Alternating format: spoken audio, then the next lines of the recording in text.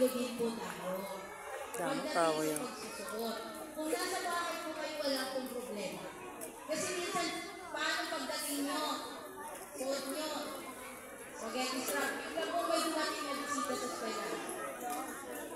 Di kami naman po ang maano. So, umina na po na natin. Please po, parents. Ha? Katulad dito, may meeting tayo. May ma-picture dyan. Documentation. Makita. Assessment po. School year assessment. Tapos, magkakaroon po tayo ng L na exam ito or assessment din para sa mga grade 3. Ito, last na. For the month of April, April 7 and 8, period na test nila for 4th quarter. April 9, holiday, araw ng Pilipinas. April 14 and 15, schedule na po yan ng graduation, recognition, moving up ceremony.